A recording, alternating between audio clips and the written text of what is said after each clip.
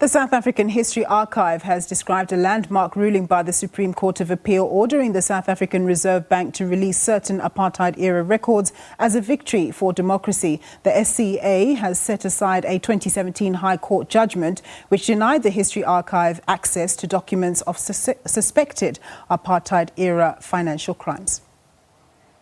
The SCA found that the decision by the Reserve Bank to deny SAHA access to certain apartheid-era records violated provisions of the Promotion of Access to Information Act. The order is likely to lead to the disclosure of records relating to, among others, fraud related to foreign exchange, Eskom bonds, gold smuggling and smuggling of other precious metals.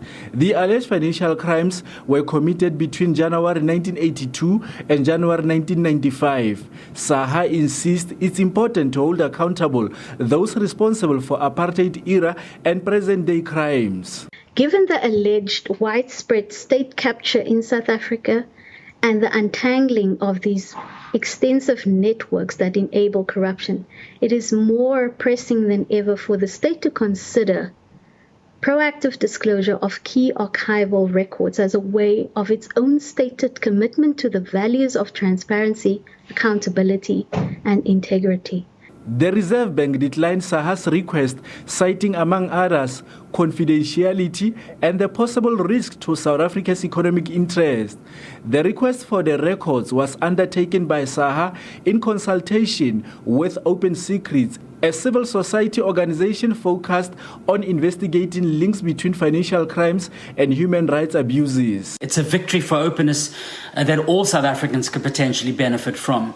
It means that the South African Reserve Bank will have to release records of alleged economic crimes that took place during apartheid to the South African History Archive and to organizations like Open Secrets.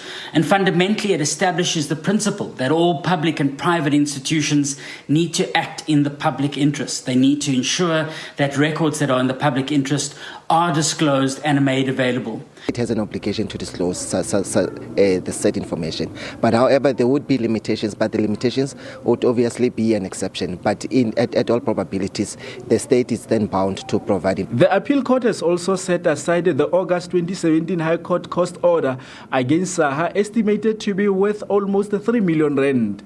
The court has described the Reserve Bank's approach to withholding records as, quote, redolent to the dark days of apartheid, where secrecy was routinely weaponized against a defenseless population. Teboho Letsaba, SABC News, Bloemfontein.